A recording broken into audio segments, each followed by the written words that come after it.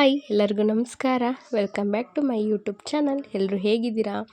So ಇವತ್ತು ನಾನು ನಮ್ಮ ಅಪ್ಪಾಜಿ ಅವ್ರಿಗೆ ಒಂದು ಶುಗರ್ಗೆ ಪೌಡ್ರು ರೆಗ್ಯುಲರಾಗಿ ಕೊಡ್ತೀವಿ. ಸೊ ಅದನ್ನು ಮಾಡೋದು ಹೇಗೆ ಅಂತ ತೋರಿಸ್ತೀನಿ. ಇಲ್ಲಿ ಬೆಂಡೆಕಾಯಿ ಮತ್ತು ಹಾಗಲಕಾಯಿನ ಒಂದು 10 ದಿನ ಚೆನ್ನಾಗಿ ಒಣಗಿಸಿ ಅದನ್ನು ಪೌಡ್ರ್ ಮಾಡಿಕೊಂಡು ಜರಡಿ ಮಾಡ್ಕೊಳ್ತೀವಿ. ನಾನು ಇದರಲ್ಲಿ ನಿಮಗೆ ಕೆಲವು ಆಯುರ್ವೇದಿಕ್ ಟಿಪ್ಸ್ ಕೊಟ್ಟಿದ್ದೆ. ಮುಟ್ರುಮುನಿ, ಹಾಗೆ ನೆಲ್ಲಿ, ಇದು ಅಮೃತ ಬಳ್ಳಿ, ಕರಿಬೇವಿನ ಸೊಪ್ಪು, ಹಾಗೆ ಬೇವಿನ ಸೊಪ್ಪು, ಹಾಗೆ ನುಗ್ಗೆ ಸೊಪ್ಪು, ಸುಮಾರು ಇದರಲ್ಲಿ ಒಂದು 10-15ರಿಂದ ಗಿಡಮೂಲಿಕೆಗಳಿದ್ದಾವೆ.